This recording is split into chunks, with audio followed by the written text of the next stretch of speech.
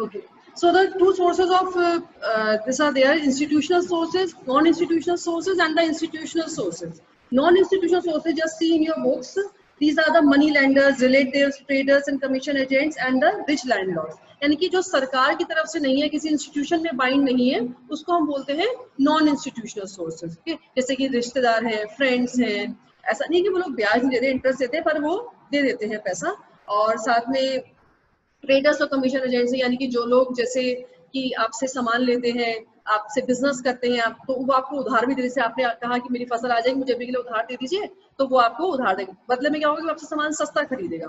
तो और या फिर रिच लैंडलॉर्ड, जमींदार वगैरह जो होते हैं, अमीर, वो भी जो है अपना सामान को पैसा उधार पे दे देते हैं. ये तो है नॉन इंस्टीट्यूशन, कि जिसमें गवर्नमेंट का कोई रोल नहीं है, इनके अपने टर्म्स पर इनको जो है यहाँ पर पैसा मिल जाता है ना.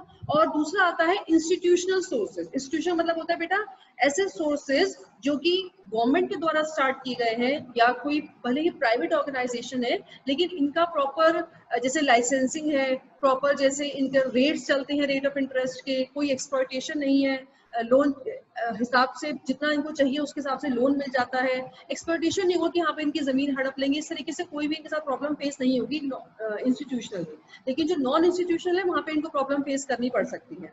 अब जैसे देखिए इंस्टीट्यूशनल सोर्सेज के नीचे वो देखिए कि हमारे कौन कौन से इसमें जो हम वो देखेंगे. पहला जो इंस्टीट्यूशनल सोर्स में है दैट इज कोऑपरेटिव क्रेडिट.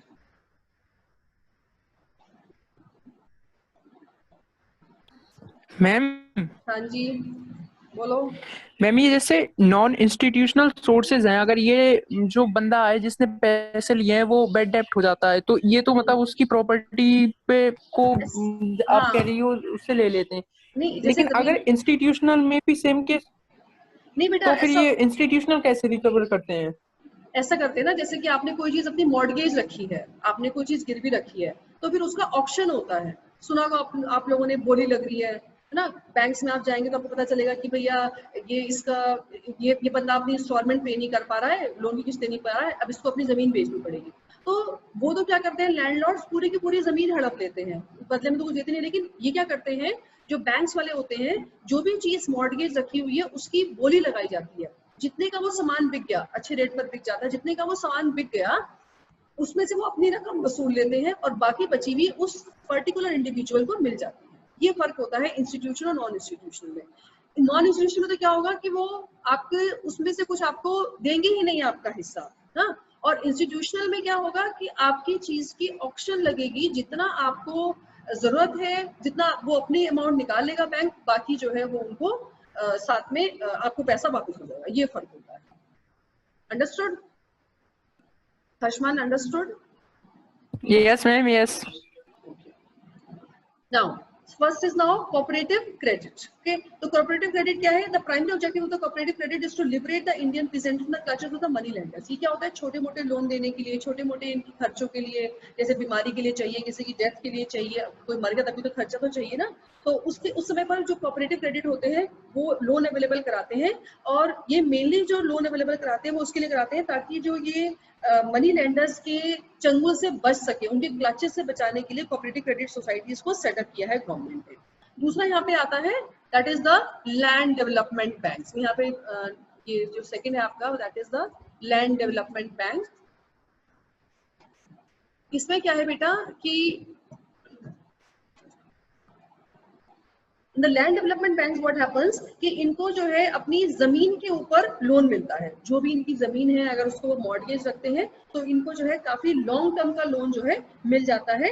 और इनको फिर उसमें ये होता है कि कई बार इनको एग्रीकल्चर इनपुट्स खरीदने, ट्रैक्टर खरीदने हैं, हार्वेस्टर खरीदने हैं, और अच्छा जब या फिर और जमीन खरीदनी है तो ज्यादा लोन चाहिए, तो इनको कम रेट ऑफ इंटरेस्ट पर, लेस रेट ऑफ इंटरेस्ट पर इनको जो है यहाँ पर लोन मिल जाता है.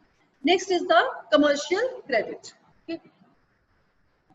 Third is commercial credit.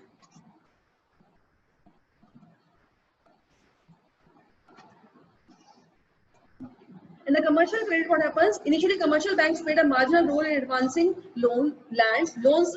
However, after nationalism, they expanded their branches in the rural areas. पहले तो क्या होता था कि जो ये कमर्शियल बैंक है ये मेनली जो शहर होते हैं उनमें ही होते थे, लेकिन अब क्या है, कमर्शियल बैंक क्रेडिट जो है, कमर्शियल बैंक कई गांव में भी सेटअप है जहाँ पे कि लोगों को आसानी से लोन मिल जाता है, गांव के आसपास लोकेटेड है ना। जैसे मुझे किच्छा है, बहुत ज्यादा डेवलप्ड जगह नहीं है, तो यहाँ के आसपास के गाँव के लोग आसानी से यहाँ पे जितने भी बैंक्स हैं, कमर्शियल बैंक्स हैं, जैसे आपको मैंने कमर्शियल बैंक कौन से होते हैं, जो सेंट्रल बैंक के अलावा सारे बैंक होते हैं वो कमर्शियल बैंक रहते हैं, भले वो प्राइवेट है भले गवर्नमेंट है।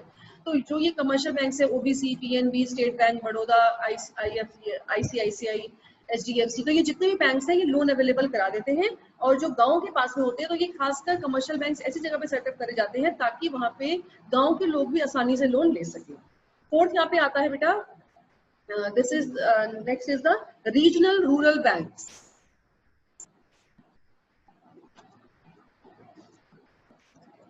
रीजनल रूरल बैंक्स वो होते हैं जो कि रीजन वाइज सेटअप करे जाते हैं और इनका जो मेन ऑब्जेक्टिव होता है वो छोटे फार्मर्स, लेबरर्स, आर्टिसंस जो कि हाथ से काम करते हैं, है ना, हाथ का काम करते हैं, और स्मॉल एंटरप्रेन्योर जो छोटे मोटे बिजनेस होते हैं, जैसे कोई टोकरी बनाने का बिजनेस है, कैंडल्स बनाने का बिजनेस है, मैच बॉक्सेस बनाने का बिजनेस है ना, या फिर बॉक्सेस बनाने का बिजनेस है, जो कि मेनली यहाँ पे लेबर इंटेंसिव टेक्निक्स यूज होती हैं क्योंकि उसमें इन्वेस्टमेंट भी कम लगता है। तो ऐसे एंटरप्रेन्योर्स को जो सेटअप करते हैं, उनको हेल्प करते हैं, वो कहलाते हैं रीजनल रूरल बैंक्स। ठीक है, तो ये होगा हमारा रीजनल रूरल बैंक। फिफ्थ यहाँ पे जो सोर्स है, दिस इज द गवर्नमेंट। ठीक है, जो सरकार की तरफ से जो यहाँ पे लोन अवेलेबल होता है वो हम यहाँ पे बोलते हैं the government. The land provided by the government are known as the takavi loans and are lent during emergency और डिस्ट्रेस लाइक फेमाइन्स, फ्लड्स। जो कि फेमाइन्स और फ्लड्स के टाइम पर जो सरकार लोन्स देती है उसको बोलते हैं बाय द गवर्नमेंट, और इसका रेट ऑफ इंटरेस्ट बहुत कम, लगभग 6% होता है, जो कि शायद जिस रेट पर आरबीआई आगे फॉरवर्ड करती होगी लोन कमर्शियल बैंक्स को। ये इमरजेंसीज के टाइम पर, फ्लड्स के टाइम पर गवर्नमेंट अवेलेबल कैसे आज